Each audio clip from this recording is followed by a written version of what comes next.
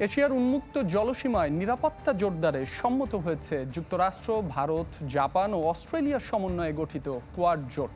মার্কিন president Joe বাইডেনের নিজ শহর উইলমিংটনে আয়োজিত হয় এবারের সম্মেলন। অংশ নেন সদস্য 4 দেশের নেতারা। যুক্তরাষ্ট্রের ডেলওয়ারে হয়ে গেল প্রশান্ত মহাসাগরীয় অঞ্চলের কৌশলগত জোট কোয়াডের 6ষ্ঠ সম্মেলন। অংশ নেন মার্কিন প্রেসিডেন্ট জো বাইডেন, ভারতের প্রধানমন্ত্রী নরেন্দ্র মোদি, অস্ট্রেলিয়ার প্রধানমন্ত্রী অ্যান্থনি আলবানিজ ও জাপানের প্রধানমন্ত্রী ফুমিও কিশিদা।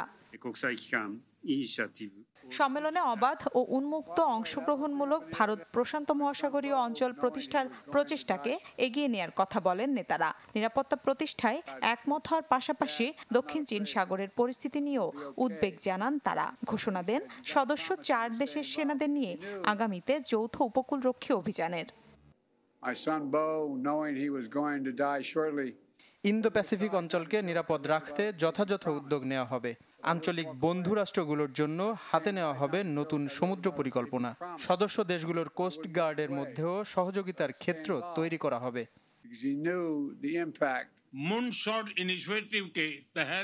আমরা এমন একটা সময়ে এখানে মিলিত হয়েছি যখন যুদ্ধ ও নানা সংকটে জর্জরিত বিশ্ব গণতন্ত্রীয় মূল্যবোধের মাধ্যমে সব চ্যালেঞ্জ অতিক্রমের চেষ্টা করবে কোয়াড।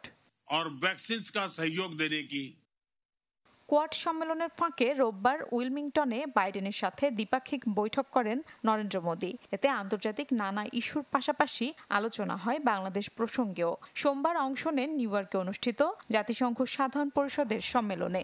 সাইডলাইন বৈঠক করেন নেপাল সহ কয়েক দেশের নেতার সাথে। মিলা খন্দকার, চ্যানেল 24।